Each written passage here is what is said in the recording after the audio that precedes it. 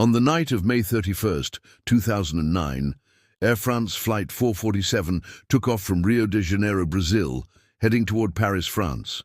On board were 228 people, passengers and crew, from 32 different countries. The aircraft was an advanced Airbus A330, known for its safety and technology. The flight departed at 7:29 p.m. local time and climbed smoothly into the night sky over the Atlantic Ocean. Everything appeared routine, until it wasn't. About 3.5 hours into the flight, while cruising at 38,000 feet, the aircraft flew into an area of severe thunderstorms over the equatorial Atlantic, a region known as the Intertropical Convergence Zone. These storms are intense, but typically not dangerous for modern aircraft. Then something strange happened. All contact was lost. Air traffic control never received a distress call.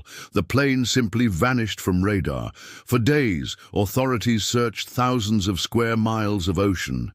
Debris and bodies were eventually found. But the wreckage, and most importantly the black boxes, remained missing for almost 2 years. When the flight data recorders were finally recovered from the ocean floor in 2011, investigators finally learned what happened. The plane's pitot tubes, small instruments that measure airspeed, had iced over, causing the autopilot to disconnect. Suddenly, the aircraft had to be flown manually, in the dark, over the ocean, in turbulence. The pilots were confused. One of them pulled the nose of the plane upward, trying to climb, but without reliable airspeed data, they didn't realize the plane was stalling, losing lift and falling through the air. Despite repeated stall warnings from the aircraft, the crew never fully understood what was happening. The plane fell from 38,000 feet to the ocean in just 3.12 minutes. All 228 people on board died. It was one of the worst disasters in the history of French aviation. The crash of Air France 447 was a wake-up call for the aviation industry. It revealed weaknesses in pilot training, especially when it came to manual flying and high-altitude stalls.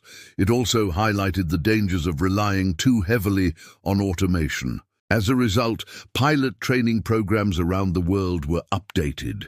Pitot tube designs were improved, and new systems were introduced to better track aircraft, even over remote parts of the world. The tragedy of Flight 447 showed that even the most advanced planes are not immune to failure, and that in a moment of confusion, even experienced pilots can make deadly mistakes. It was a night of silence. No mayday, no warning, just a plane that disappeared into the dark Atlantic, and the questions it left behind.